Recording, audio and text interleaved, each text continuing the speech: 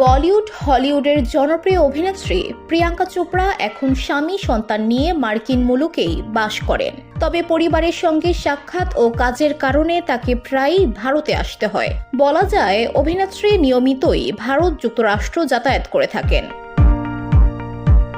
সম্প্রতি নির্মাতা S রাজামৌলির cinema SSMB29 সিনেমার শুটিং করতে ভারত এসেছিলেন প্রিয়াঙ্কা চোপড়া। উড়িষ্যায় শুটিং করেছিলেন তিনি।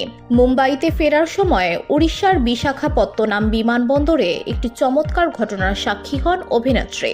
ঘটনাটি সামাজিক যোগাযোগ মাধ্যম ইনস্টাগ্রামে একটি ভিডিও বার্তায় শেয়ার করেছেন প্রিয়াঙ্কা চোপড়া।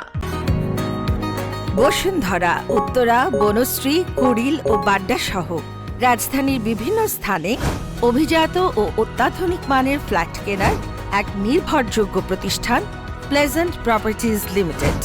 তাই আপনার স্বপ্নের আবাসনের জন্য আজই যোগাযোগ করুন। Pleasant properties limited, where destiny matches eventually. অভিনেত্রী বলেন, আমি ড্রাইভ করছিলাম বিশাখাপত্তনম বিমানবন্দরের উদ্দেশ্যে। দেখি একজন নারী রাস্তার পাশে পেয়ারা বিক্রি করছেন। কাঁচা পেয়ারা আমার খুব পছন্দ। আমি তাকে বললাম সব পেয়ারার দাম কত। তিনি আমাকে বললেন 150 রুপি। আমি তাকে 200 রুপির একটি নোট দিলাম। তিনি আমাকে বাকি রুপি ফেরত দিতে যাচ্ছিলেন। আমি তাকে বললাম প্লিজ না, আপনি পুরোটাই রেখে দিন। ভাবলাম তিনি নিশ্চয়ই এই পেয়ারা বিক্রি করেই জীবিকা নির্বাহ করে। তিনি চলেও যাচ্ছিলেন, কিন্তু যখন লাল বাতি জ্বলল সিগন্যালে, তিনি ফিরে এসে আমাকে আরো 2টি পেয়ারা দিয়ে গেলেন। এরপর তিনি বললেন তিনি একজন কর্মঠ নারী।